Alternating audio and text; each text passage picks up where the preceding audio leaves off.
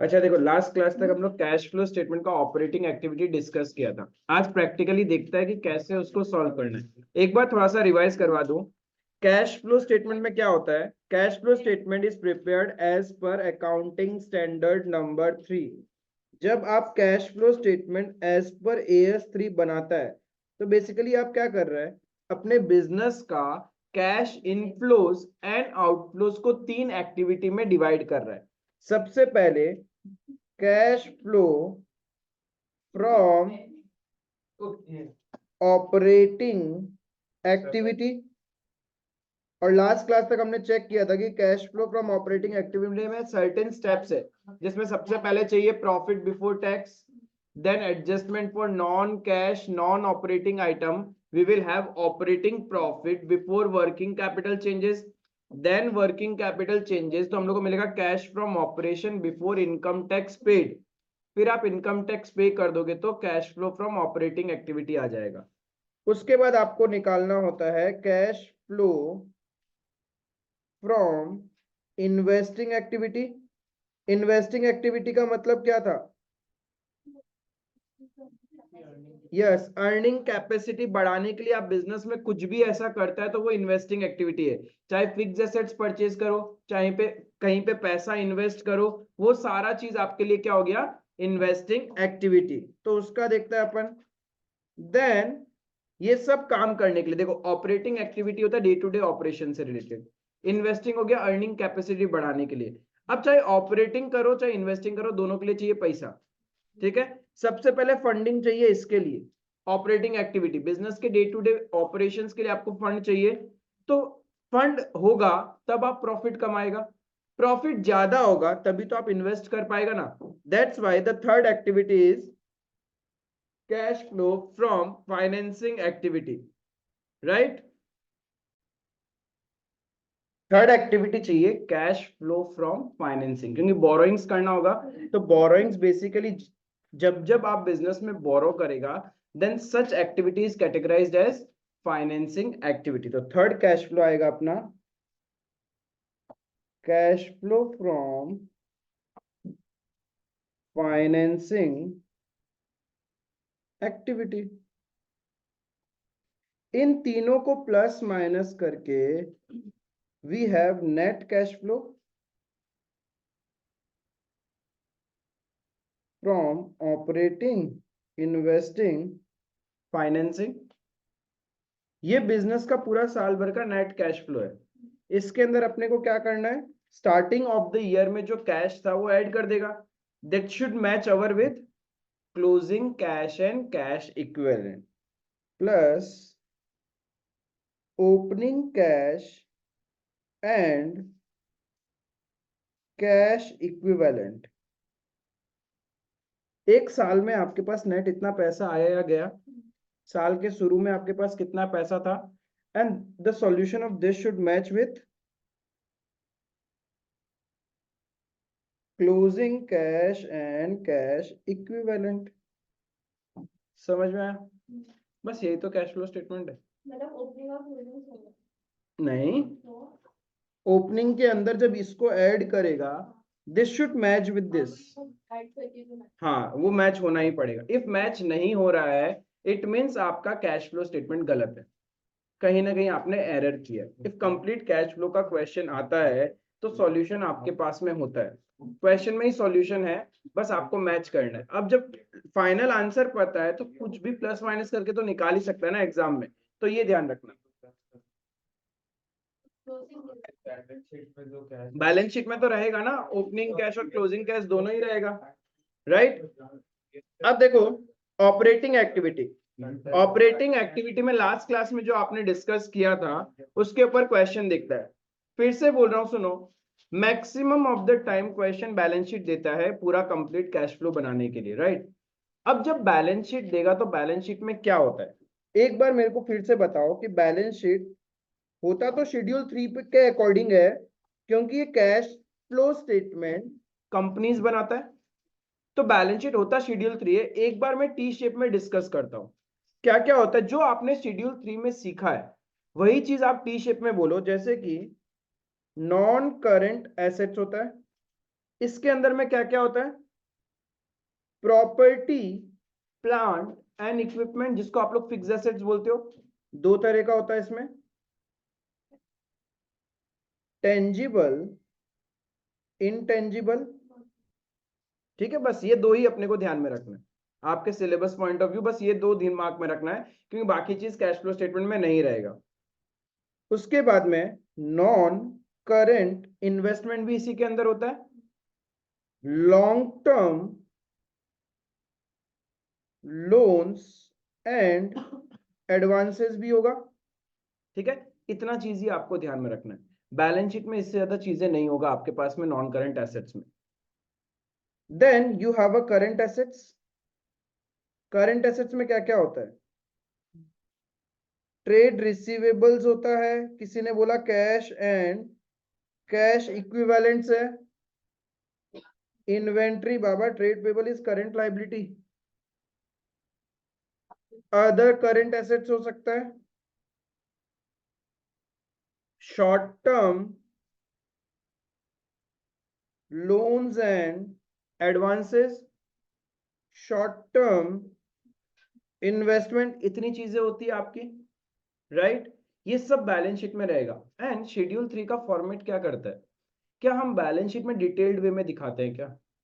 Balance sheet में सिर्फ heads और सब हेड्स होता है, उसका डिटेलिंग कहाँ करते हैं अपन? Notes to accounts. तो ध्यान रखना, कोई भी पर्टिकुलर आइटम यदि बैलेंस शीट में दिया हुआ है एंड उसके रेफरेंस का नोट नंबर भी दिया हुआ है, तो अपने को नोट नंबर रीड करना है एंड चेक करना है कि what is the information there in it. ठीक है, जैसे क्वेश्चन दे देगा आपको टेंजिबल फिक्स्ड एसेट्स और उसमें आगे लिख देगा note number and balance sheet में फिगर्स दिया हुआ रहेगा, तो आप लोग बैलेंस शीट के फिगर से इंटरप्रिटेशन मत करना, उसका नोट्स टू अकाउंट्स चेक करना कि उसमें क्या क्या दिया हुआ है, उसके अकॉर्डिंग अपन इंटरप्रिटेशन करेगा। क्लियर है? डायरेक्ट बैलेंस शीट के फिगर से तभी इंटरप्रिटेशन करना है जब कोई नोट्स टू अकाउंट्स नहीं है। Is it clear? Then liability side में क्या क्या होता है? सबसे पहले शेयर होल्डर फंड, इसके अंदर क्या होता है? रिजर्व्स एंड सरप्लस, बस ये दो ही ध्यान में रखना अपने को। देन नॉन करेंट लायबिलिटीज, जिसके अंदर लॉन्ग टर्म बोरोइंग्स, ठीक है, and other non current liabilities. Long term provisions भी होता है, बट वो आपके नहीं रहेगा कैश फ्लो स्टेटमेंट का एक भी क्वेश्चन में। ठीक है, तो आपको एक ये ध्यान रखना है और एक ध्यान रखना है अदर नॉन करेंट लायबिलिटीज। ठीक है, देन करेंट लायबिलिटीज, इसमें क्या क्या होता है? Short term borrowings, trade pebbles,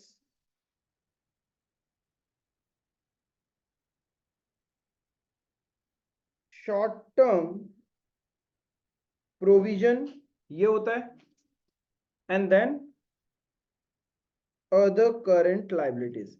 इस तरीके से क्वेश्चन आपको टी शेप में तो देगा नहीं। ठीक है, शेड्यूल 3 के अकॉर्डिंग फॉर्मेट बना हुआ रहेगा। For every item, I am saying again, for every item जहां पे नोट्स टू अकाउंट्स होगा, अपन नोट्स टू अकाउंट्स रीड करेगा। अब सोचते हैं ऑपरेटिंग एक्टिविटी के, सपोज ऐसा बैलेंस शीट दिया हुआ है, ऑपरेटिंग एक्टिविटी सॉल्व करने के लिए आपको सबसे पहले क्या चाहिए? Profit before tax. When they talk about profit, इस बैलेंस शीट में प्रॉफिट्स का कहानी कहां होगा? Reserves and surplus. तो while solving profit before tax, our focus should be on these items along with any additional information given. But profit before tax में आप एक चीज एड बैक करते हो, प्रोविजन फॉर इनकम टैक्स। क्या provision for income tax reserves and surplus में दिखाते हैं क्या अपन? तो यानी जब आप प्रॉफिट बिफोर टैक्स कैलकुलेट करोगे तो ये और ये दोनों चेक करना पड़ेगा। क्वेश्चन यदि नहीं लिखा कि provision for tax balance sheet का फेज में, तो बहुत बार दिखेगा भी नहीं, वो तो नोट्स टू अकाउंट्स में होगा ना। तो आपको शॉर्ट टर्म प्रोविजन के नोट्स में जाके चेक करना पड़ेगा कि कंपनी ने शॉर्ट टर्म प्रोविजन में क्या बना रखा है, whether it is a provision for income tax और एनी अदर प्रोविजन। आई बात समझ में? तो जब भी आपको प्रॉफिट बिफोर टैक्स कैलकुलेट करना है, your focus should be on reserves and surplus and short term provision. Is it clear? Along with the additional information. Along with the additional information. अब additional information में क्या रहेगा? Dividend वाला point. Additional information में dividend वाला point मिल सकता है. Propose dividend and interim dividend, वो दो पॉइंट आपको मिल सकता है, नथिंग मोर देन दैट. ठीक है, और बाकी ये चेक करेंगे तो इसका एडिशनल चेक कर लेंगे. नेक्स्ट हमें आते हैं non cash non operating. Non cash इस पूरी बैलेंस शीट में मुझे बताओ नॉन कैश मेजरली कहां होता है? एक होता है डेप्रिसिएशन, एक अमोर्टाइजेशन. ठीक है, ये दो मोस्ट इंपॉर्टेंट है. एक डेप्रिसिएशन, एक अमोर्टाइजेशन, तीसरा है राइटिंग ऑफ फिक्टिशियस एसेट्स. हाँ, तो यानी ये पार्ट से हम लोग को पता चलेगा कितना डेप्रिसिएशन हुआ है और कितना अमोर्टाइजेशन हुआ है. इफ इंटेंजिबल एसेट्स का वैल्यू डिक्रीज हो रहा है it means amortisation, and if increase हो रहा है तो परचेजेबल. इंटेंजिबल एसेट्स बढ़ रहा है तो कैसे बढ़ा होगा? हमने खरीदा होगा. क्लियर है? Same thing goes with the tangible assets. Is it clear? तो ये आपको थोड़ा सा चीजें ध्यान में रखना है. एंड नॉन ऑपरेटिंग आइटम, बहुत बार क्वेश्चन हिडन इंफॉर्मेशन देता है. हिडन इंफॉर्मेशन कैसा? लॉन्ग टर्म बोरोइंग्स जो है ना, इसका नोट्स टू अकाउंट्स होगा.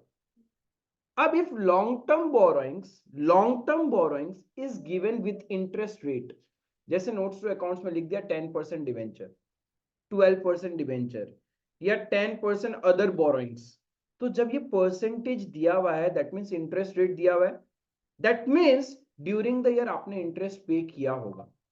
इफ इंटरेस्ट रेट है तो इंटरेस्ट तो पे किया ही होगा ना. If there is a borrowing in your books तो आपने इंटरेस्ट तो पे किया होगा. तो ध्यान रखना क्वेश्चन एडिशनल इंफॉर्मेशन में इंटरेस्ट के बारे में कुछ नहीं भी लिखे तो वी हैव टू चेक क्या हमारे पास जो बोरोइंग्स है उसमें इंटरेस्ट रेट दिया हुआ है क्या. वी विल कैलकुलेट कि कितना इंटरेस्ट पे किया होगा. क्लियर है? इंटरेस्ट पेड यहां से निकलेगा. इंटरेस्ट रिसीव्ड, इफ आपका नॉन करेंट इन्वेस्टमेंट है and it is given along with the interest rate, तो इफ जहां इन्वेस्टमेंट किया उसका इंटरेस्ट रेट हमें पता है तो by default during the year interest मिला होगा तुम्हें, राइट? तो वो भी नॉन ऑपरेटिंग आइटम्स हो जाएगा. क्लियर है? एवरी टाइम एडिशनल इंफॉर्मेशन हो जरूरी नहीं है. वी हैव टू चेक कि इनके नोट्स में क्या दिया हुआ है, क्या आइटम्स है, क्या along with the interest rate है, then we will calculate interest paid and interest received, right? And if interest rate नहीं है तो आपको कुछ नहीं करना. And maximum of the questions में तो क्वेश्चन खुद ही बता देगा आपको कि ड्यूरिंग द ईयर आपने कितना इंटरेस्ट पे किया. Is it clear? आई बात समझ में? एंड हाँ, प्रॉफिट बिफोर टैक्स है तो मतलब आपका इंटरेस्ट हम लोग पे किया होगा उसके बाद का प्रॉफिट पे टैक्स लगा होगा ना. तो फिर हम लोग ये नॉन ऑपरेटिंग में क्यों आता है इंटरेस्ट? प्रॉफिट बिफोर टैक्स निकालते समय प्लस क्यों नहीं करता है? क्योंकि प्रॉफिट बिफोर टैक्स कौन सा स्टेज है तुम्हारा? एकदम पीएनएल अकाउंट का लास्ट में है तुम. एंड नॉन ऑपरेटिंग तो उससे ऊपर है ना. तो हम लोग तो रिवर्स जा रहे हैं, तो नॉन ऑपरेटिंग का एडजस्टमेंट तो बाद में करेगा. देखो, इफ यू आर कंफ्यूज तो मैं फिर से बता दूं, हम लोग इस स्टेज से स्टार्ट करता है. यहां से पहले अपन यहां पहुंचता है. बेसिकली हम लोग यहां पहुंचता है, उसके बाद ही तो तुम नॉन कैश नॉन ऑपरेटिंग करेगा ना. इफ तुम्हारा इंटरेस्ट पेड यहां होता तो तुम पहले ही कर लेता प्रॉफिट बिफोर टैक्स में. क्लियर है? ठीक है, दिमाग में रहेगा. फिर से बोल रहा हूं, long term borrowings, non current investments, if it is given along with the interest rate तो आपको कैलकुलेट करना पड़ेगा interest paid and receive in the absence of information. लेकिन क्वेश्चन एडिशनल इंफॉर्मेशन में खुद ही बता दिया कि इतना इंटरेस्ट पे किया और इतना रिसीव किया, तो कहानी खत्म, शॉर्टेड है. Is it clear? एंड जब आप प्रॉफिट बिफोर टैक्स कैलकुलेट करोगे तो आपका फोकस होगा reserves and surplus and short term provision. Clear है यहां तक? एंड एडिशनल इंफॉर्मेशन कुछ भी रहता है तो वी विल वर्क आउट कि उसका क्या क्या करना है. देखो, कुछ क्वेश्चंस प्रैक्टिस करते हैं जहां पे सिर्फ हम लोग ऑपरेटिंग एक्टिविटी निकालेगा तो हम लोग पूरा कैश फ्लो भी बना सकते हैं उन क्वेश्चंस में, बट अभी सिर्फ फोकस रहेगा ऑपरेटिंग एक्टिविटी. एंड हड़बड़ी मत करना, जैसे बैलेंस शीट रीड करना सिखा रहा हूँ, बैलेंस शीट को रीड करना सीखना, सिली मिस्टेक्स नहीं होगा। आपका practical question number 14 from the DK Goyal book, देखो तो बैलेंस शीट का टोटल होगा 7,60,000, वही है ना? Practical question number 14 Himalaya limited, balance sheet का टोटल होगा 7,60,000।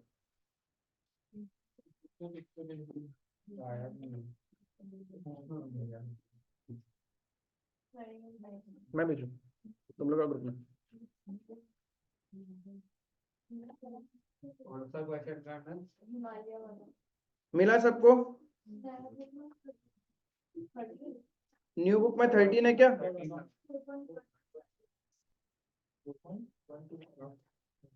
ठीक है, कोई बात नहीं। As per the new book question number 13 and old book question number 14। अब सुनो, हड़बड़ी नहीं करना अपने को, आराम से देखो। 2-3 क्वेश्चन मेरे साथ विद प्रोसेस कर लो, आगे पीछे मत रहना, ठीक है? थोड़ा लाइंस वाइंस बाद में खींच लेना, चलेगा, कोई बात नहीं। क्वेश्चन में क्या दिया हुआ है? बैलेंस शीट दिया हुआ है आपको। देखो शेड्यूल 3 का बैलेंस शीट क्वेश्चन में दिया हुआ है आपको, जहां पे शेयर होल्डर फंड है, share capital, reserves and surplus. अब देखो रिजर्व्स एंड सरप्लस में नोट नंबर लिखा हुआ है ना। फोकस सबका क्वेश्चन पे, ठीक है? मेरे को देखने का जरूरत नहीं, माना मैं अच्छा लग रहा है, बट कोई बात नहीं, ठीक है? अब रिजर्व्स एंड सरप्लस का नोट नंबर 1 है ना, तो सीधा नोट नंबर 1, उसमें क्या क्या दिया हुआ है? जनरल रिजर्व दिया हुआ है और पीएनएल का बैलेंस दिया हुआ है, ठीक है? अब जनरल रिजर्व एंड अमाउंट का कॉलम कौन सा करंट ईयर है और कौन सा प्रीवियस ईयर है? आपको current year and previous year दिया हुआ है ना, पहले करंट ईयर है और बाद में प्रीवियस ईयर है, राइट? तो जनरल रिजर्व देखो, प्रीवियस ईयर में 1 लाख था और करंट ईयर में 1,20,000 हो गया। दैट मीन्स 20,000 इंक्रीज हुआ है। और ये रिजर्व्स कहां से आए होंगे? प्रॉफिट से ही निकल के आया होगा ना। दैट मीन्स जब आप प्रॉफिट बिफोर टैक्स कैलकुलेट करोगे तो ये 20,000 एड बैक करना है। समझ में आया? ट्रांसफर टू रिजर्व बोल के जो अपन करता है, पहला item. Second, profit and loss का बैलेंस दिया हुआ है। मैंने आपको बोला था कि बैलेंस शीट खुद पीएनएल का बैलेंस देता है। हमें क्या निकालना है? Profit for the year. And profit for the year कैसे निकलेगा? Current year minus previous year, ठीक है? अब देखो लास्ट ईयर आपका लॉस था 20,000 का एंड करंट ईयर में पीएनएल का बैलेंस है 50,000, तो प्रॉफिट फॉर द ईयर कितना हुआ? 70,000। क्लियर है ये चीज? तो अपने को दो चीज तो मिल गया। आगे चलते हैं, बैलेंस शीट में दिया हुआ है लॉन्ग टर्म बोरोइंग्स, उसका भी तो नोट नंबर है। तो नोट नंबर 2 में लॉन्ग टर्म बोरोइंग्स में देखो 9% डिवेंचर परसेंटेज दिया हुआ है ना। अब क्वेश्चन एडिशनल इंफॉर्मेशन में या तो मुझे बता दो कि कितना इंटरेस्ट पे किया, इफ नहीं बताएगा तो हमें एजम्पशन के पॉइंट ऑफ व्यू से निकालना पड़ेगा। तो एडिशनल इंफॉर्मेशन देखो लिख दिया वहां पे, debentures were issued on 1st of April 17। और डिबेंचर्स को फिर से देखो क्या लिखा हुआ है, प्रीवियस ईयर 1 लाख था, करंट ईयर में क्लोजिंग बैलेंस कितना है? 1,50,000। That means during the year आपने 50,000 का डिवेंचर इश्यू किया है। 1 लाख तो पहले से ही था, 50,000 और इश्यू किया। अब इश्यू किया है तो इंटरेस्ट भी तो पूरे साल दिया होगा ना। अब आपको क्वेश्चन कितना अच्छा डेट बता दिया कब इश्यू किया।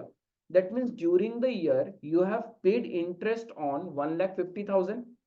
1 लाख तो पहले से था, उसमें तो पूरा साल का इंटरेस्ट लगा होगा।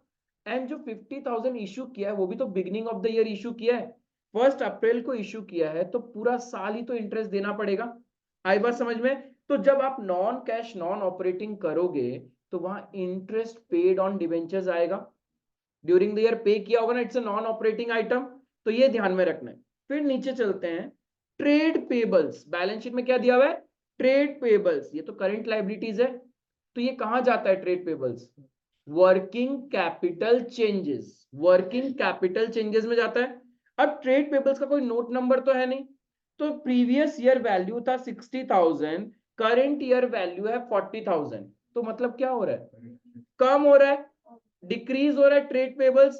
तो ट्रेड पेबल्स डिक्रीज होने से इनफ्लो होता है या आउटफ्लो? आउटफ्लो। तो जब हम लोग वर्किंग कैपिटल चेंजेस करेगा तो उसमें माइनस करके दिखाएगा, आउटफ्लो ऑफ कैश है। क्लियर? तो लाइबिलिटीज पार्ट डन, जितना नोट्स था वो भी देख लिया। नाउ एसेट पार्ट,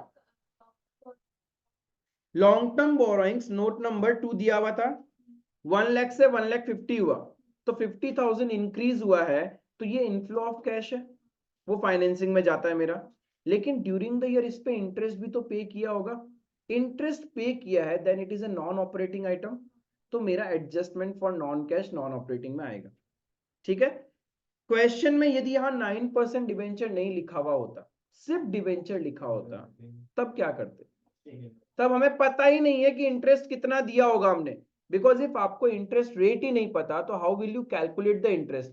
अपने मन से तो नहीं करेंगे ना कि बैंक में 10% से मिलता है, 12% से मिलता है तो उसका रेट ले लो, वो नहीं होगा एग्जाम में। ठीक है, इंटरेस्ट रेट क्वेश्चन खुद देगा, and most of the time तो खुद कैलकुलेट करके दे देगा, बट अच्छा पेपर सेटर होगा तो वो खुद कैलकुलेट करके नहीं देगा, आपको ही निकालना पड़ेगा। क्लियर है? देन नॉन करंट एसेट्स में क्या है? सबसे पहले फिक्स्ड एसेट। अब फिक्स्ड एसेट में ऐसे देखने में क्या लग रहा है, 3,30,000 से 5,50,000 हो गया, राइट? बट इससे इंटरप्रिटेशन नहीं करना, क्यों? क्योंकि यहां नोट नंबर दिया हुआ है ना, तो go to the note number 3, वहां पे मशीनरी अकाउंट भी है और प्रोविजन फॉर डेप्रिसिएशन अकाउंट भी है। अब बिफोर इंटरप्रिटेशन देखो, क्या मशीन से रिलेटेड कोई एडिशनल इंफॉर्मेशन है क्या? मशीन से रिलेटेड कोई भी एडिशनल इंफॉर्मेशन है क्या आप लोग के पास? नहीं है ना, तो दैट मीन्स यहीं से अपने को कुछ करना है। अब एग्जाम में शॉर्टकट कर सकते हैं, but we are at the initial phase. जब जब एसेट और प्रोविजन फॉर डेप्रिसिएशन दोनों होगा, हम लोग लेजर ड्राफ्ट करेंगे, सो दैट रिदम आ जाएगा कि कौन सा आइटम कहां से आता है। ठीक है, then non current investment, note number 4। Note number 4 में नॉन करेंट इन्वेस्टमेंट में क्या है? Rate of interest on investment is 8%। देखो क्वेश्चन ने इंटरेस्ट रेट दे दिया, इसका मतलब during the year interest receive हुआ होगा आपको, बट कितना वैल्यू पे रिसीव हुआ वो डाउट है। देखो non current investment previous year 40,000 था, करंट ईयर में कितना हो गया ये 50, यानी 10,000 का आपने ड्यूरिंग द ईयर और इन्वेस्ट किया है। अब कब इन्वेस्ट किया उसका डेट चाहिए ना, इफ आपने eight the end of the year invest किया होगा तो उस पर तो इंटरेस्ट नहीं मिलेगा, and if beginning of the year invest किया तो पूरा साल का इंटरेस्ट होगा, और कोई पर्टिकुलर डेट पे किया है तो उस डेट से लेके ईयर एंड तक का तो इंटरेस्ट आपको मिलेगा। तो देखो एडिशनल इंफॉर्मेशन में क्वेश्चन खुद बता रहा है कि आपने इन्वेस्टमेंट कब किया था, 1 अप्रैल, यानी जो एक्स्ट्रा 10,000 इन्वेस्ट आपने किया है ड्यूरिंग द ईयर, उस पर भी पूरा साल का इंटरेस्ट मिलेगा। जो प्रीवियस ईयर क्लोजिंग था उस पर तो पूरा साल मिलेगा ही, बट करंट ईयर में जो आपने इन्वेस्ट किया उस पर भी तो पूरा साल का मिलेगा, क्योंकि आपने beginning of the year he invest कर दिया था। क्लियर है? तो ये जो इंटरेस्ट रिसीव्ड है वो अपना कहां चला जाएगा? नॉन ऑपरेटिंग आइटम्स के अंदर में माइनस कर देंगे, adjustment for non cash non operating. Interest received क्या होता था? Minus, it's an income. Clear है? और फिर नेक्स्ट आइटम में क्या दिया आपको? ट्रेड रिसीवेबल्स, कोई नोट नंबर है क्या? नहीं है। ट्रेड रिसीवेबल तो करंट एसेट्स है, तो current assets working capital changes में जाता है। ट्रेड रिसीवेबल्स लास्ट ईयर 1,14,000 था, करंट ईयर का क्लोजिंग कितना है? बढ़ रहा है या कम हो रहा है? कम हो रहा है, तो करंट एसेट्स कम होने से इनफ्लो ऑफ कैश, तो पॉजिटिव करके दिखाएगा हम लोग कैश फ्लो स्टेटमेंट में। And the last item cash and cash equivalents, इसका तो मेरा तीनों एक्टिविटी से कोई लेना देना ही नहीं है, क्योंकि ये तो लास्ट में आता है, ये तो एकदम लास्ट में आता है। जो पिछले साल का वैल्यू है वो यहां आ जाएगा, opening cash and cash equivalents last year का, मतलब दैट इज 56,000 तुम यहां लिखोगे, यहां पे जो भी फिगर आएगा, यानी पता है एग्जाम में आप आंसर निकाल सकते हो ऑपरेटिंग इन्वेस्टिंग फाइनेंसिंग करके क्या वैल्यू आना चाहिए। जैसे as per this question, opening cash and cash equivalents है 56, and closing cash and cash equivalents कितना है? 77,000।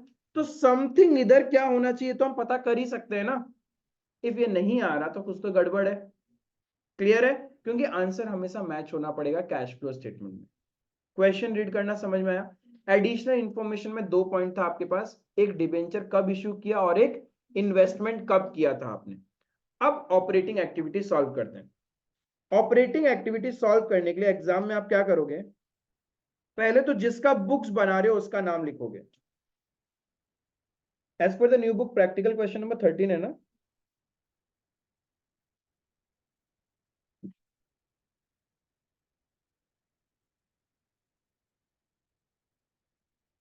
in the books of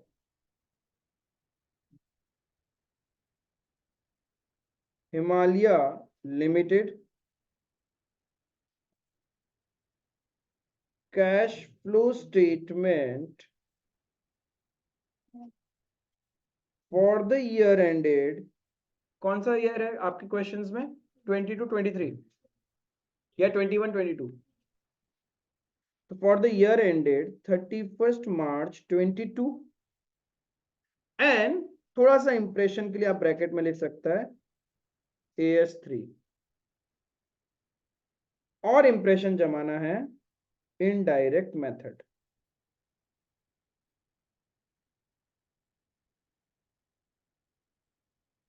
ठीक है, ये just part of the presentation. Then फिर normal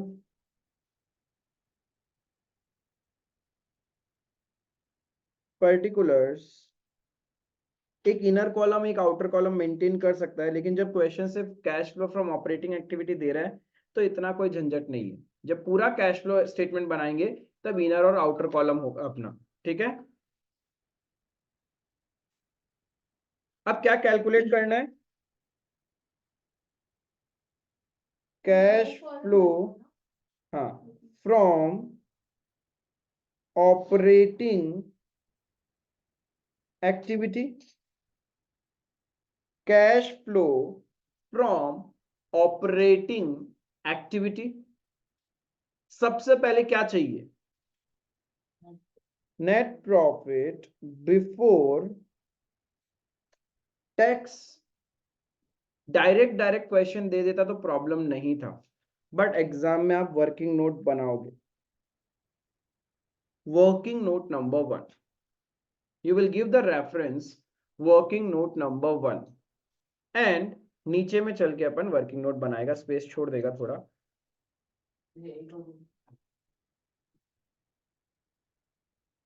working note number 1, because पूरा गलत भी हो गया तो एटलीस्ट वर्किंग नोट का मार्क्स तो मिले। गलत होगा ही नहीं, सर्टेन क्वेश्चंस करने का रिदम आ जाएगा। इतना लिख लिया सब? हाँ हाँ, इसमें हो जाएगा आराम से।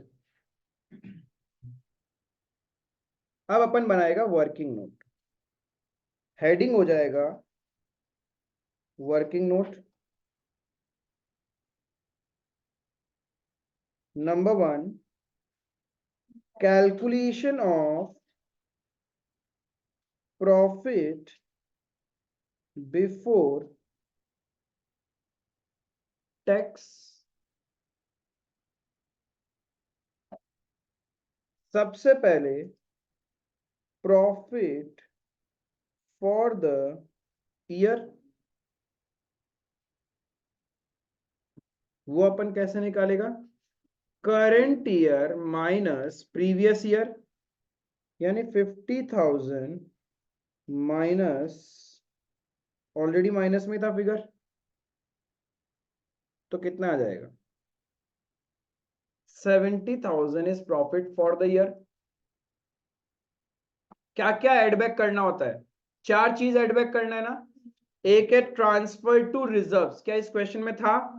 हाँ था, क्योंकि जब आपने बैलेंस शीट बहुत अच्छे से रीड किया है, हर चीज अपने ब्रेन को बोला है, फिर करते करते बस एक बार 4 चीजें बोलना है, तो जो दिमाग रिकॉल करेगा, नहीं ये तो था, और ये तो था ही नहीं, ये तो था ही नहीं, तो एलिमिनेट एलिमिनेट खत्म। तो ट्रांसफर टू रिजर्व था, तो प्लस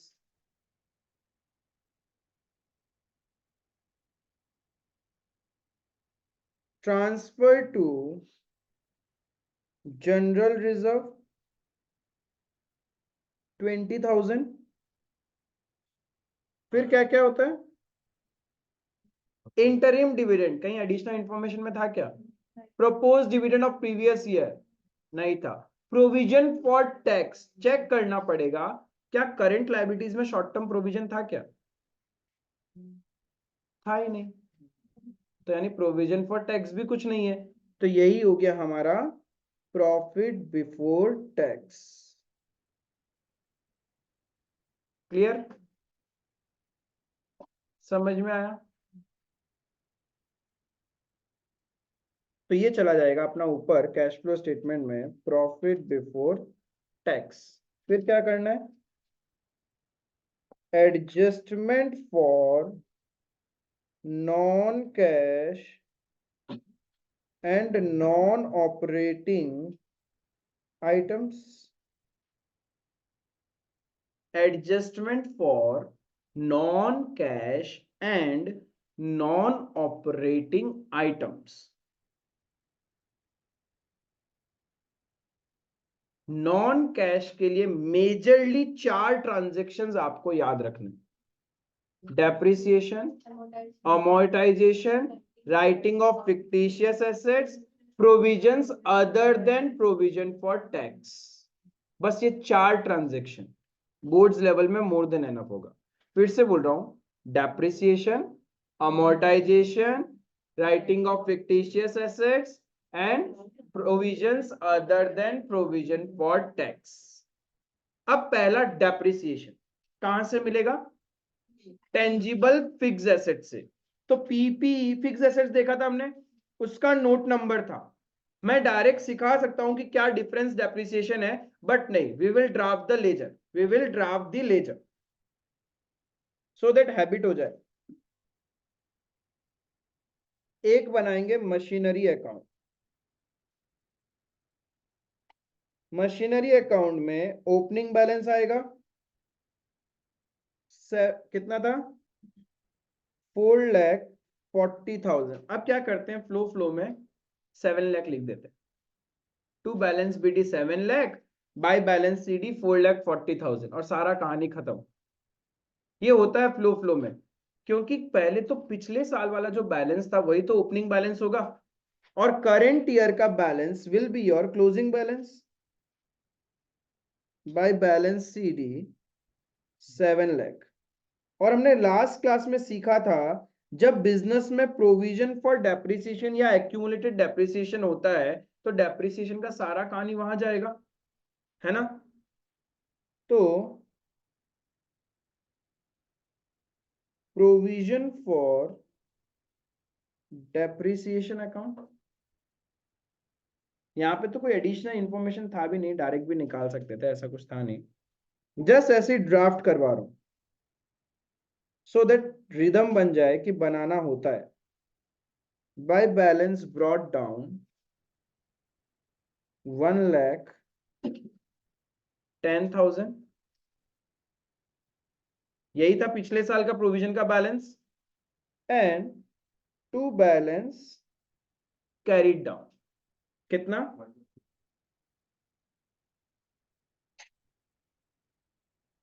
मुझे ये बताओ आप लोग कि प्रोविजन फॉर डेप्रिसिएशन अकाउंट में क्या क्या एंट्री आता है? एक डेप्रिसिएशन और एक जिस एसेट्स को सेल करेंगे उसका डेप्रिसिएशन निकालेंगे, बस ये 2 ही चीज आता है। यानी एक तरफ आता है टू मशीनरी जो एसेट का नाम है, और एक तरफ आएगा बाय, ये 2 ही तो आता है। अब एक बात बताओ, क्या क्वेश्चन में सेल के बारे में कुछ लिखा है? तो हम अपने हिसाब से अज्यूम नहीं कर सकते, तो ये तो नील हो गया। तो 1,10,000 से 1,50,000 का बैलेंस कैसे पहुंचा होगा?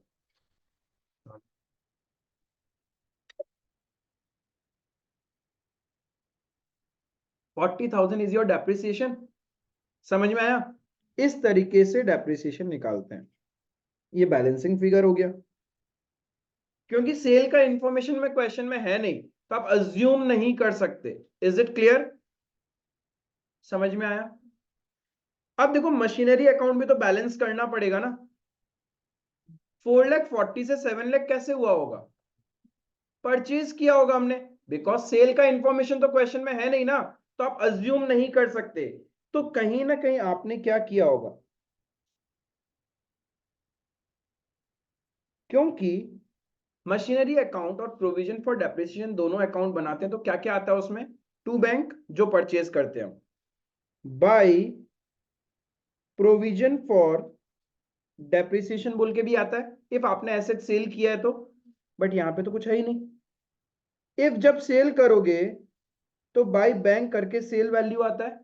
इस क्वेश्चन में सेल का कुछ नहीं, जस्ट सिखाने के लिए लिख रहा हूं इसको फिर से। आपको मेन सॉल्यूशन जब करेंगे ना, आफ्टर सम टाइम इंफॉर्मेशन नहीं तो नहीं लिखना होता है, just for the revision purpose, ताकि अपने को दिमाग में सेट हो जाए कि क्या क्या करते हैं। एंड फिर सेल करने से या तो लॉस होगा, तो इधर लिखते हैं ना लॉस ऑन सेल, और प्रॉफिट होने से उस तरफ, बट सेल का तो कोई इंफॉर्मेशन नहीं है, तो बैलेंसिंग फिगर हमारे पास क्या रहा होगा, परचेज। तो ड्यूरिंग द ईयर कितना परचेज किया, ऑपरेटिंग एक्टिविटी के लिए मुझे इस इंफॉर्मेशन की जरूरत भी नहीं थी, बट स्टिल आगे चल के तो निकालना ही है, इसलिए एक साथ बना लिया हमने। ठीक है, तो यहां से एक आइटम मिल गया मुझे, क्या, डेप्रिसिएशन। डेप्रिसिएशन तो नॉन कैश है ना, तो नॉन कैश है तो यहाँ पे एड बैक होगा। प्रोविजन हम लोग तभी खाली करते हैं जब सेल होता है। Yes yes, depreciation on machinery 40,000 add back होगा।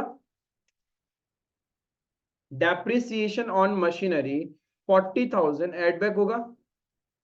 आपको चाहिए तो एग्जाम में वर्किंग नोट 2 का रेफरेंस डाल देना, इफ चेकर को चेक करना है तो, कि तुमने ये 40,000 कैसे निकाला।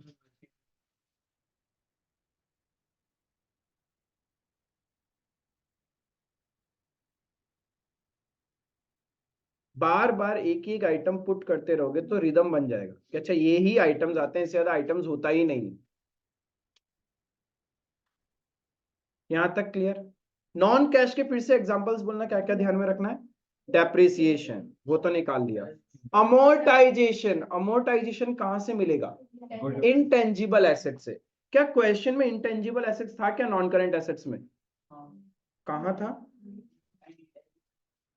इनटेंजिबल एसेट्स कहां है, वो तो फिक्स एसेट्स है, और फिक्स एसेट्स के नोट में हमने देखा वो मशीनरी है, तो मशीनरी तो टेंजिबल होता है, इनटेंजिबल एसेट्स है ही नहीं, तो यानी अमोर्टाइजेशन कुछ है ही नहीं, राइट। तीसरा चीज क्या चेक करना है, राइटिंग ऑफ फिक्टिशियस एसेट्स, क्या कहीं पे अदर करंट एसेट्स में कुछ ऐसा था या एडिशनल इंफॉर्मेशन में, नहीं, तो वो भी नहीं है। चौथा, provisions other than provision for tax, तो क्या आपके करंट लायबिलिटीज में कोई शॉर्ट टर्म प्रोविजन है, तो यानी कोई दूसरा प्रोविजन भी नहीं है हमारे पास, तो नॉन कैश में तो सिर्फ ये एक ही item. Now comes non operating. ध्यान रखना सर्टेन ट्रांजेक्शन्स नॉन ऑपरेटिंग के, एक interest paid, interest received, dividend received, profit और loss on sale of asset, बस ये 4 ट्रांजेक्शन मेजर होते हैं। फिर से बोल रहा हूं, इंटरेस्ट पेड क्या होता है, interest paid, next interest received, dividend received, profit और loss on sale of assets, that's it. ये 4 मेजर ट्रांजेक्शन आपको क्वेश्चन में बार बार दिए हुए रहेंगे, इसके अलावा नहीं होता। यानी नॉन कैश नॉन ऑपरेटिंग बहुत सारी चीजें हो सकती है, but from boards exam point of view आपको 4 चीजें याद रखना है। नॉन कैश में फिर से 4 चीज बोलना, क्या था, non cash depreciation, amortization, writing of fictitious assets, provision other than provision for tax, ये मेजर 4 है। देन नॉन ऑपरेटिंग में interest paid, interest received, dividend received, profit और loss on sale of assets. ठीक है, मैंने डिविडेंड पेड नहीं लिया यहाँ पे, क्योंकि dividend paid profit before tax का कैलकुलेशन में चला जाता है। आई बात समझ में, तो उसको नॉन ऑपरेटिंग में मत काउंट करना, बस ये 4 ही ध्यान में रखना है। तो अब नॉन कैश के 4 में से एक ही मिला, बाकी 3 थे नहीं क्वेश्चन में। नॉन ऑपरेटिंग, नॉन ऑपरेटिंग में सबसे पहले आपने बोला इंटरेस्ट पेड। इंटरेस्ट पे कब करते हैं, जब बिजनेस में लॉन्ग टर्म बोरोइंग्स है या बोरोइंग्स है, तो लॉन्ग टर्म बोरोइंग्स था हमारे पास इस क्वेश्चन में, नोट नंबर में देखा तो डिबेंचर्स थे 9% डिबेंचर्स, तो 9% डिबेंचर पे पूरे साल में आपने कितना इंटरेस्ट पे किया, किस वैल्यू पे 9%, why not on 50,000 also, 1 lakh पहले का था तो उसको भी 1 लाख तो पहले का था, उसपे पूरे साल का इंटरेस्ट दिया, बट जो 50,000 ड्यूरिंग द ईयर इश्यू किया उसका डेट क्वेश्चन में दिया हुआ है ना, 1 अप्रैल को ही तो आपने इश्यू कर दिया। एडिशनल इंफॉर्मेशन का नंबर 1, additional debentures were issued on 1 April 21, तो बिगिनिंग ऑफ द ईयर ही इशू कर दिया तो पूरा साल का इंटरेस्ट यहाँ पे भी देना पड़ेगा ना आपको। तो that means interest on debenture कितना दिया होगा? इंटरेस्ट ऑन डिवेंचर 1,50,000 पे 9% पे किया होगा ना। अरे 1 लाख पे तो पूरा साल का दिया ही है, लेकिन जो 50,000 इशू किया वो भी तो beginning of the year issue किया है, तो उसमें भी तो पूरा साल का इंटरेस्ट जाएगा।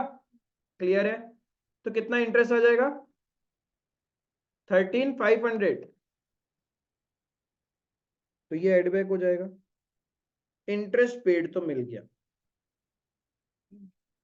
इंटरेस्ट रिसीव्ड, क्या इंटरेस्ट कब मिलता है? जब इन्वेस्टमेंट किया हुआ होगा। तो क्या नॉन करेंट इन्वेस्टमेंट था। रेट ऑफ इंटरेस्ट भी पता था आपको, पता था। कितना इंटरेस्ट मिलेगा? पूरा 50,000 पे मिलेगा, क्योंकि 40,000 पे तो एक साल का मिलना ही था। ड्यूरिंग द ईयर जो 10,000 इन्वेस्ट किया वो भी तो बिगिनिंग ऑफ द ईयर ही किया है, तो उसमें भी तो पूरा साल का इंटरेस्ट मिलेगा। तो इंटरेस्ट रिसीव्ड ऑन 8% इन्वेस्टमेंट, 50,000 पे 8% कितना? 4,000। ये तो इनकम है, तो माइनस हो जाएगा।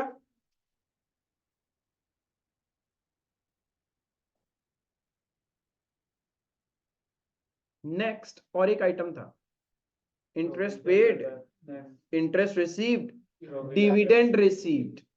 डिविडेंड रिसीव्ड का कोई पॉइंट था एडिशनल में भी नहीं था, तो कुछ नहीं करना। चौथा, प्रॉफिट और loss on sale of assets. क्या कोई एसेट्स बेचा हमने?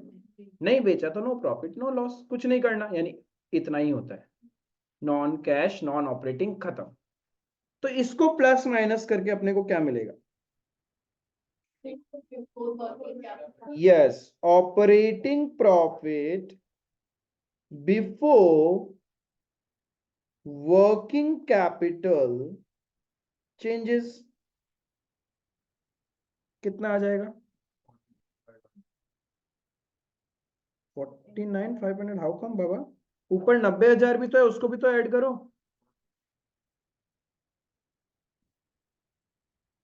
139,500, 139,500। क्लियर है यहां तक? एकदम स्मूथली स्टेप बाय स्टेप, और हर चीजों को बार बार बोलोगे तो बहुत इजी है कैश फ्लो। और एक बार ऑपरेटिंग में कमांड आ गया फिर तो कुछ है ही नहीं, फिर तो सिंप्लीफाइड चीज है। ठीक है यहां तक? आफ्टर कॉल में बस लास्ट वैल्यू लिखेगा। हाँ, लास्ट वैल्यू जो अपन सॉल्व करे आएगा, क्योंकि एक्चुअल कैश फ्लो में तो सिर्फ ऑपरेटिंग एक्टिविटी का जो फाइनल आंसर होता है ना वो लिखा जाता है। अब क्वेश्चन यहाँ पे सिर्फ ऑपरेटिंग एक्टिविटी पूछा है, तो आप अलग तरीके से inner column outer column use कर सकता था। अभी यहाँ पे आप क्या कर सकता था, इसको आप यहाँ लिख सकता था, ठीक है। और इसका जो रिजल्टेंट आंसर आया, क्या आया था? 30 कितना? 49,500। वो यहां लिख के तुम ऐसे लिख सकता था 139 ऐसे, क्योंकि यहाँ पे सिर्फ एक ही एक्टिविटी सॉल्व करने बोला ना। बट मैं तो कैश फ्लो स्टेटमेंट जब पूरा बनाओगे ना, तब वहां पे हर चीज इनर कॉलम में होगा। Only the final answer will be shown on the outer side. Operating का, इन्वेस्टिंग का और फाइनेंसिंग का, फिर opening cash and cash equivalents equals to closing cash and cash equivalents. Clear है यहां तक? हाँ, बस यही फॉर्मेट है, नहीं कुछ भी नहीं, क्योंकि ये सिर्फ करंट ईयर के लिए बन रहा है। यहाँ लिखा है हमने फॉर द ईयर, यानी एक साल के लिए बनता है ये। अब क्या होगा, वर्किंग कैपिटल चेंजेस कर से पहले का ऑपरेटिंग प्रॉफिट निकल गया। अब क्या करना है? Adjustment for working capital changes, adjustment for working capital changes.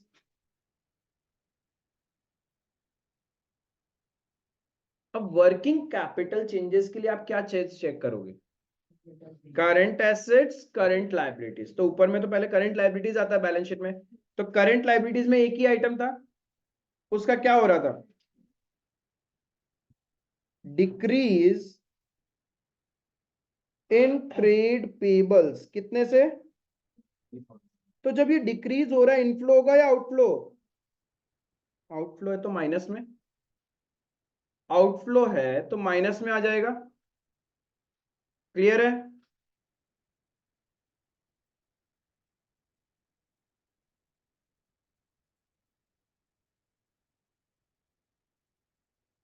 यहां तक कोई डाउट? देन करंट लायबिलिटीज तो हो गया, फिर क्या बचा? Current assets. इसमें तो सिर्फ एक ही आइटम लेना अपने को, ट्रेड रिसीवेबल्स। क्या हो रहा था, इंक्रीज था या डिक्रीज? तो डिक्रीज इन ट्रेड रिसीवेबल्स कितने से? 31,000। अब ये इनफ्लो होगा या आउटफ्लो? करंट एसेट्स कम हो रहा है तो इनफ्लो ऑफ कैश। तो इसका रिजल्टेंट आंसर बाहर लिख देते हैं, क्योंकि अभी तो सिर्फ एक एक्टिविटी करना है ना। तो इसको सॉल्व करके क्या मिलेगा अपने को? Cash from operations before income tax paid. क्या आएगा answer? 150, 500।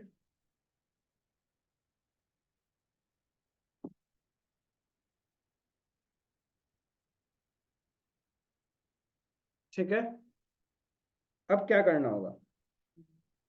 Minus income tax paid. क्या क्वेश्चन में था क्या ऐसा कुछ? कुछ भी नहीं था, तो अभी के लिए नील रह जाएगा। तो ये पॉजिटिव आ रहा है ना, तो what line we will use? Yes, net cash flow from operating activity. प्यार से हुआ या नहीं हुआ? बस इसी तरीके से 3-4 क्वेश्चन बार बार एक ही चीज बोलोगे, ट्रांजेक्शन्स को बोलोगे तो सेट हो जाएगा।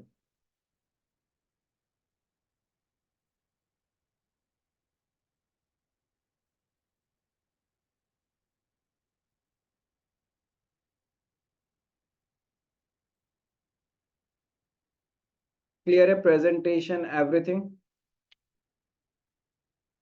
You just have to follow the steps. Easily cash flow statement match होना स्टार्ट हो जाएगा। ठीक है, यहाँ पे तो जस्ट हमने ऑपरेटिंग एक्टिविटी किया है, चाहते तो पूरा कैश फ्लो स्टेटमेंट भी बना सकते थे, बट अभी रिक्वायर्ड नहीं था। अभी फोकस है पूरा ऑपरेटिंग एक्टिविटी के लिए। अकाउंट में जब तक हमें स्टोर में कुछ करेगा तो बाय प्रोविजन फॉर डेप्रिसिएशन नहीं आएगा, तो कुछ भी नहीं नहीं आएगा, प्रोविजन फॉर डेप्रिसिएशन वाला अकाउंट में मशीनरी अकाउंट नहीं दिखेगा। नहीं लिखेगा। ठीक है, देखो और एक क्वेश्चन करता है रिदम के लिए। Next question, just next question, जहां पे बैलेंस शीट का टोटल है 10,25,000 एंड 8,93,000। वही है ना? तो बुरा बनाया क्या? बन जाता है पूरा, बहुत छोटा छोटा सा है। इन्वेस्टिंग फाइनेंस में तो कोई ट्रांजेक्शन ही नहीं है।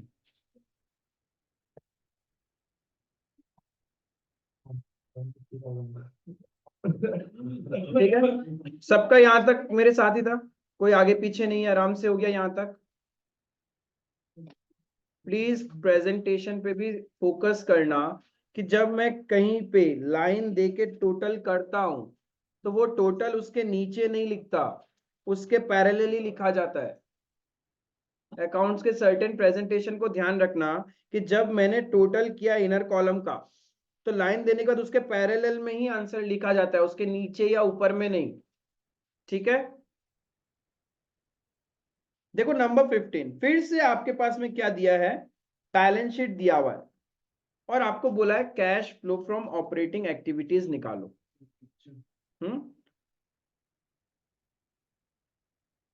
फोटो तू खींच मेरी फोटो।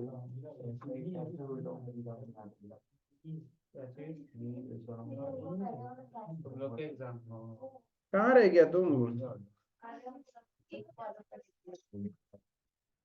कोई बात नहीं, कॉलम में उससे फर्क नहीं पड़ेगा अभी, मैंने प्लस माइनस आइटम सारा समझा ना, कोई दिक्कत नहीं, ठीक है। अभी देखो 15 नंबर, अब सुनना मेरी बात, क्या करना है, ऑपरेटिंग एक्टिविटी सॉल्व करना है। अब दिमाग में फॉर्मेट तो थोड़ा सेट हो गया ना, अब थोड़ा अलग प्रोसेस में लेके जा रहा हूँ, ठीक है। अब आराम से आइटम टू आइटम चलेंगे, जैसे जैसे आपको आइटम सॉल्व करना, हाँ यही सिर्फ बनाना है, सब कुछ यही बनाना है। आपका हेडिंग में रहेगा ऊपर में कंपनी का नाम, क्या क्वेश्चन में दिया हुआ है, तो एग्जाम में क्या करे फिर छोड़ के नहीं आना, in the books of, if कुछ नहीं लिखा हुआ ऐसे ही एबीसी लिमिटेड या XYZ लिमिटेड लिख देना चाहिए एग्जाम में।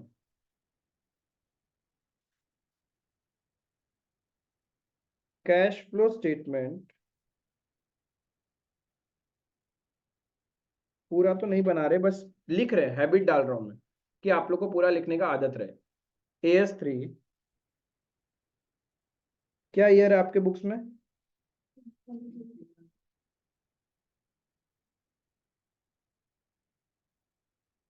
इनडायरेक्ट मेथड,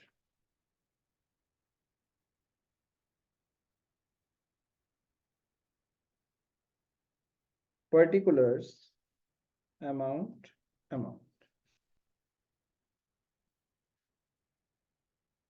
ये बहुत टफ वाला पार्ट आपने सीख लिया, तो कुछ सहायक क्या है यहाँ पे सीखने का।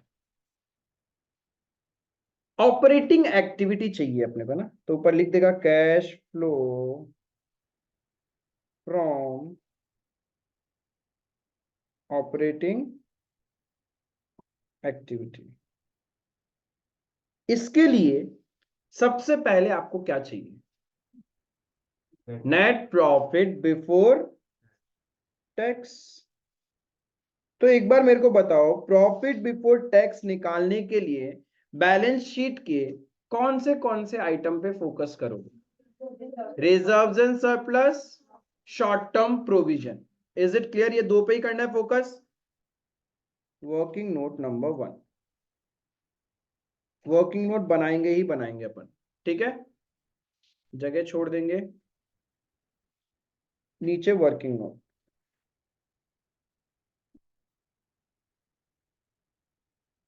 नंबर 1, calculation of profit before tax, calculation of profit before tax. सबसे पहले क्या चाहिए, profit for the year. Profit before tax का कैलकुलेशन में आपको सबसे पहले चाहिए प्रॉफिट फॉर द ईयर। वो कैसे निकलता है, रिजर्व्स एंड सरप्लस में, रिजर्व्स एंड सरप्लस तो है बैलेंस शीट में, ओ माय गॉड, लेकिन नोट नंबर ही नहीं दिया उसमें। दैट मीन्स जो रिजर्व्स एंड सरप्लस में जो भी होगा वो पीएनएल ही है। जब आपके पास नोट नंबर नहीं है तो बाय डिफॉल्ट वो पीएनएल ही है, तो हम सीधा करंट ईयर का वैल्यू कितना है, प्रीवियस ईयर कितना था, तो वही ले लेंगे, 2 lakh minus 1,20,000, that means 80,000 will be the profit for the year. क्योंकि आपके पास नोट्स में तो अलग से दिया हुआ ही नहीं ना, पीएनएल, जनरल रिजर्व, ये सब कुछ, तो what ever reserve and surplus का डिफरेंस है वही तुम्हारा प्रॉफिट फॉर द ईयर है। यहां तक ठीक है। 4 आइटम्स एड बैक करने थे, एक ट्रांसफर टू रिजर्व हो ही नहीं सकता, अब रिजर्व एंड सरप्लस में कुछ है ही नहीं। Propose dividend of previous year, interim dividend, उसके लिए एडिशनल इंफॉर्मेशन चेक करो, क्या क्वेश्चन में एडिशनल इंफॉर्मेशन में कुछ ऐसा कहानी है क्या, एडिशनल इंफॉर्मेशन ही नहीं है, तो प्रपोज डिविडेंड भी गया भाड़ में और इंटरिम डिविडेंड भी गया, कुछ नहीं करना। चौथा आइटम प्रोविजंस फॉर टैक्स, उसके लिए क्या चेक करना है, शॉर्ट टर्म प्रोविजन, क्या करंट लायबिलिटीज में शॉर्ट टर्म प्रोविजन है क्या, है, नोट नंबर भी दिया हुआ है ना, तो देखो उस नोट नंबर 3 में क्या क्या कवर किया इन्होंने, सिर्फ प्रोविजन फॉर टैक्स किया है। अब प्रोविजन फॉर टैक्स का ओपनिंग बैलेंस पता है, क्लोजिंग बैलेंस पता है, बट एडिशनल इंफॉर्मेशन कुछ दिया है क्या। देखो हमने प्रोविजन फॉर टैक्स में 3-4 केस डिस्कस किया था, उसमें से एक केस डिस्कस किया था, question will give you opening and closing balance of provision for tax, but additional information में कुछ नहीं लिखेगा, तो क्या करना था? यस, क्लोजिंग को क्रिएट करेगा और ओपनिंग को पे करेगा। देखो लास्ट क्लास में ऐसा एक केस डिस्कस किया था हमने, when no additional information for income tax is given, only opening and closing balance of provision for tax is given। तो क्या करना है, क्लोजिंग बैलेंस को क्रिएट कर लेंगे और ओपनिंग बैलेंस को पेड मानेंगे। क्लियर है? तो वर्किंग नोट यहां चाहिए ही नहीं, कुछ बनाना ही नहीं है, दिमाग में ही सेट हो गया कि जो क्लोजिंग है वही क्रिएट किया होगा, तो वही तो प्रॉफिट बिफोर टैक्स में एडबैक होगा, right? Plus provision for income tax कितना? 75,000। क्लोजिंग को क्रिएट करेंगे, ओपनिंग को पे करेंगे, ठीक है? तो इसमें कौन सा वैल्यू आता है? PNL जो क्रिएट करते हैं, हाँ जो क्रिएट करते हैं। तो हमारा प्रॉफिट बिफोर टैक्स कितना आ गया?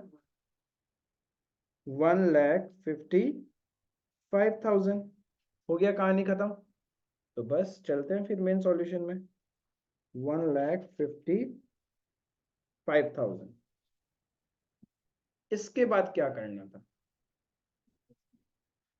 एडजस्टमेंट फॉर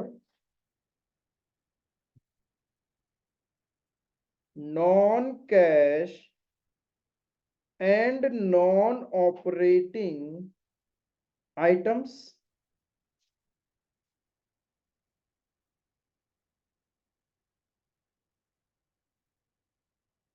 चलो फटाफट 4 आइटम बताओ नॉन कैश वाला।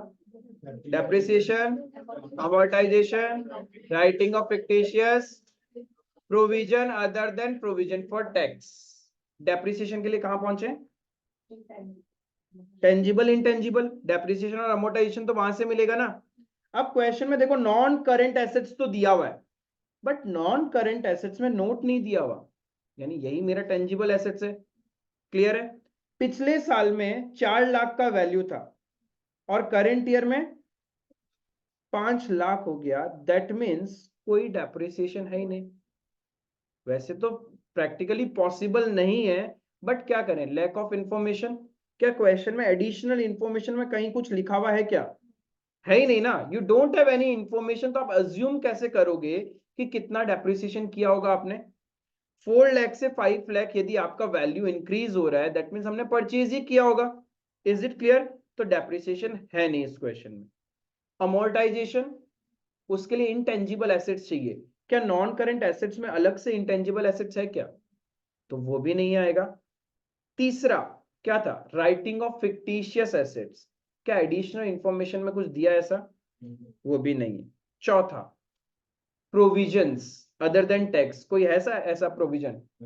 सिर्फ प्रोविजन फॉर टैक्स ही था, यानी नॉन कैश आइटम है ही नहीं। अब सीधा कहां जाएंगे?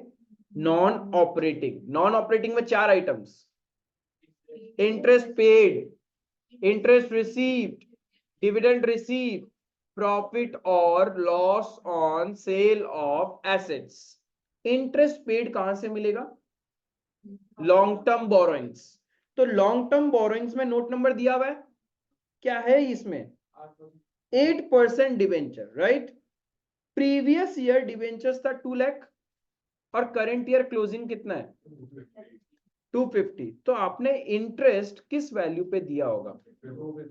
250। अब हमारा एजम्पशन हो गया यहाँ पे, क्या क्वेश्चन में बताया क्या कि 50,000 का डिवेंचर आपने कब इश्यू किया? तो यानी 2 लाख कहां दिया? वो हिंट नहीं, हिंट से लेना देना ही नहीं है। हिंट तो बुक का हिंट है, एग्जाम में थोड़ी हिंट होगा। यानी आपने अज्यूम किया है debentures were issued at the beginning of the year. ये दिल से पहली बार में अजम्पशन आया ना, हमेशा यही करना, दिल का सुनना, ठीक है? अकाउंट्स में वही अजम्पशन होती है जिससे वर्किंग बढ़ता है। बुक वाले साले स्मार्ट है, उन्होंने अजम्पशन क्या लिया पता है? Issued at the end of the year. उन्होंने अजम्पशन लिया ताकि उनको वर्किंग कम करना पड़े। राइट? बट अकाउंट्स में ऐसी अजम्पशन नहीं होती जिससे वर्किंग कम हो, फिर तो मैं बहुत जगह ऐसी ऐसी अजम्पशन लिख के आ जाऊंगा जहां मुझे कुछ कैलकुलेशन ही नहीं करना पड़ेगा। ऐसा नहीं होता है। मन से आया ना कि बिगिनिंग ऑफ द ईयर में ही इश्यू होता है, और हमने डिवेंचर में इतने सारे क्वेश्चन किए थे, normally beginning of the year he issue कर रहे थे, तो बस जो पहली बार में मन में आया वही दिमाग में रखना। In the absence of information always assume, note लिखना, इंपॉर्टेंट नोट। कहाँ लिखूं कहाँ लिखूं कहाँ लिखूं, ऊपर जगह था क्या? वो था यहाँ।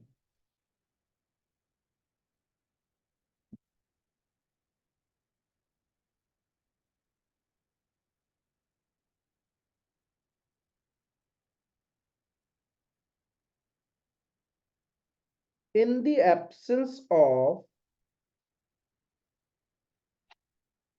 information, always assume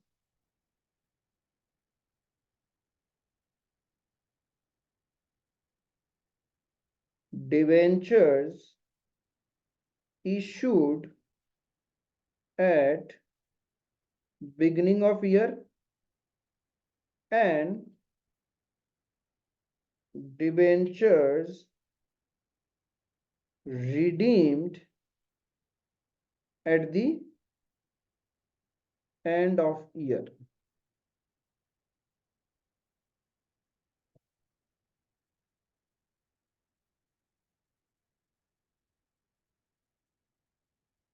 At the end of solution, always write your assumption कि आपने क्या assume किया था।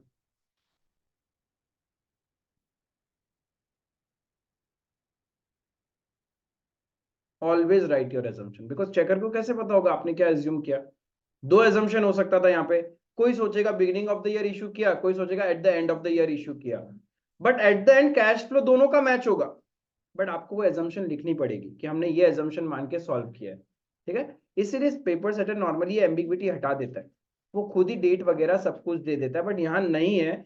इसलिए हमेशा ध्यान में रखना, जब इंफॉर्मेशन नहीं हो then assume issued at beginning of year and redeemed at end of year. Redeem मतलब रीपेमेंट, रीपेमेंट, क्लियर है? तो अब यहां पे नॉन कैश, नॉन ऑपरेटिंग में नॉन कैश तो कुछ था नहीं, नॉन ऑपरेटिंग में सबसे पहले आया इंटरेस्ट पेड, तो इंटरेस्ट पेड निकाल सकते हैं अब। इंटरेस्ट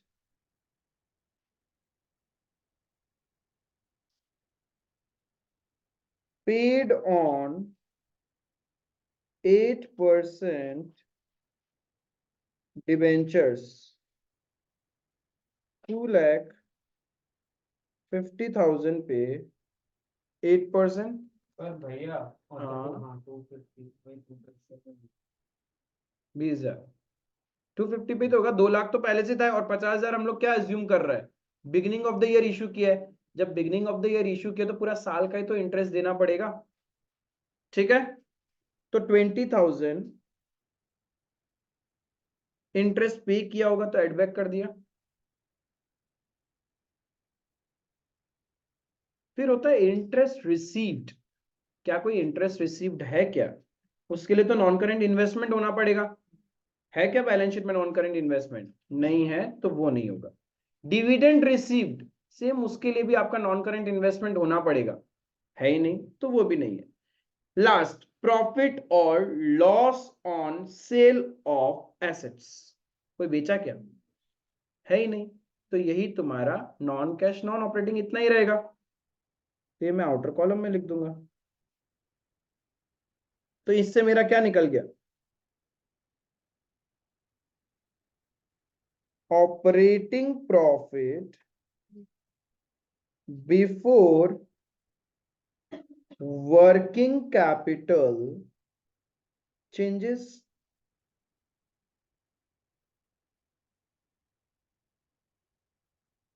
1,75,000। क्लियर? इसके बाद क्या करना है? एडजस्टमेंट फॉर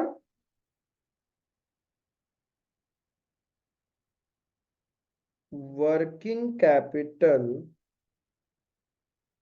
चेंजेस, इसमें क्या क्या देखना होता है?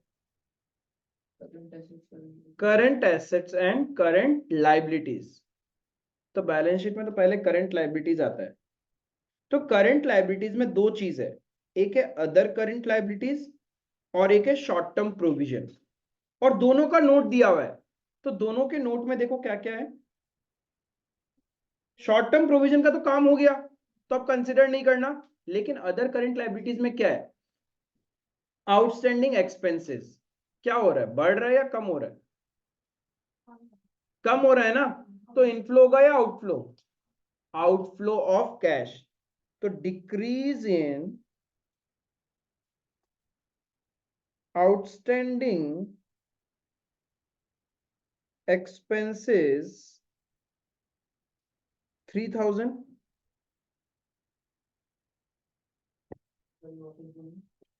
आउटस्टैंडिंग एक्सपेंसेस करंट लाइबिलिटीज है, कम हो रहा है, तो करंट लाइबिलिटीज कम होने से outflow of cash.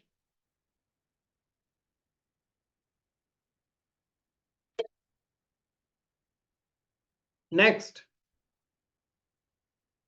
Current liabilities तो खत्म हो गया और कुछ दिया हुआ ही नहीं बैलेंस शीट में। अब क्या लेंगे? Current assets. करंट एसेट्स में पहला आइटम है इन्वेंट्री। कोई नोट्स है? नहीं है। पिछला साल 2 लाख का था, करंट ईयर 2,40,000। तो क्या हो रहा है? इंक्रीज होने से क्या करते हैं? Yes, outflow. Increase in inventory 40,000 का outflow.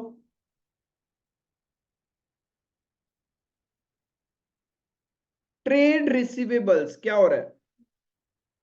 Increase in trade receivables. Inflow होगा या आउटफ्लो? अरे बाबा, करंट एसेट्स बढ़ता है तो outflow. Current assets has a indirect relation with cash. ठीक है। और क्या आइटम है? Cash and cash equivalent. हाँ, इसको तो लेना ही होगा। इसको तो लेगा ही नहीं, ये तो लास्ट में जाएगा, तो नहीं लेना। अदर करंट एसेट्स, नोट दिया हुआ है, नोट दिया हुआ है, नोट नंबर 4। क्या है इसके अंदर? बढ़ रहा है या कम हो रहा है? तो decrease in other current assets मत लिख देना, प्रीपेड एक्सपेंस जो नाम है लेजर का, कितने से कम हो रहा है? तो ये आउटफ्लो होगा या इनफ्लो? इनफ्लो। तो नेट क्या हो रहा है इन सबको कैलकुलेट करके?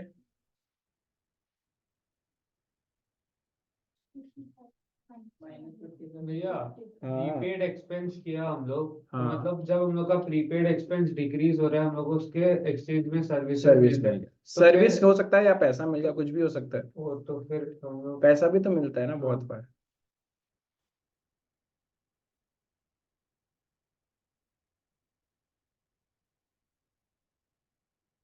ठीक है, इसको प्लस माइनस करके क्या आ जाएगा? अरे ऑपरेटिंग प्रॉफिट कितना बार निकालेगा? Cash from operation before income tax paid कितना आ रहा है? 1,20,000। अब क्या करेंगे? एडिशनल इंफॉर्मेशन में बताया था क्या इनकम टैक्स कितना पे कर रहा है? तो कहाँ से निकालें? जो पहले साल का प्रोविजन था वो हमने पे कर दिया, 70,000। Net cash flow from operating activity. तुम बैकअप नहीं किया था ना? तबीयत खराब लग रहा है तो क्या करना, बाहर घूम के आओ, पानी वानी पियो, रेस्ट करो, कुछ खा लो बाहर जाके। Net cash flow from operating activity कितना आएगा?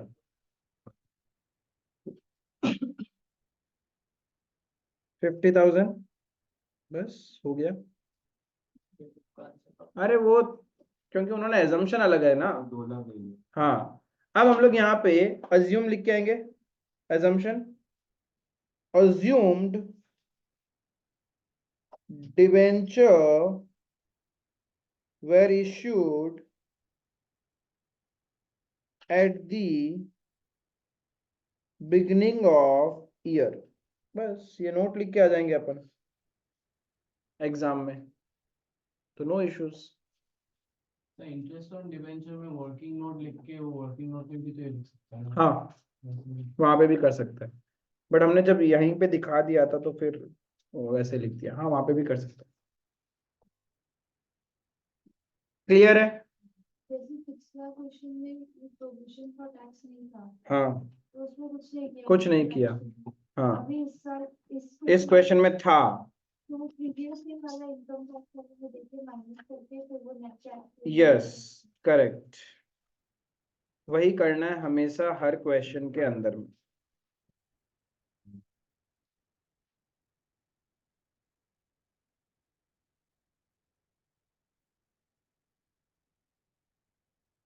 आप लोग अभी मेरे को इलस्ट्रेशन नंबर 9 फिलिप्स लिमिटेड होगा, सॉल्व करके बताओ।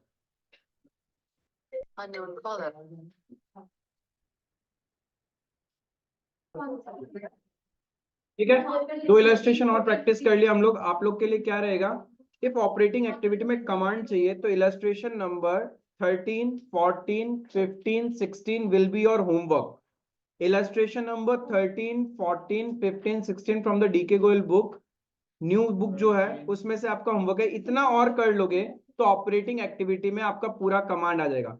इफ कोई भी डाउट रहेगा तो मेरे से पूछना, ठीक है? 13, 14, 15, 16, right? That's all for today. Thank you.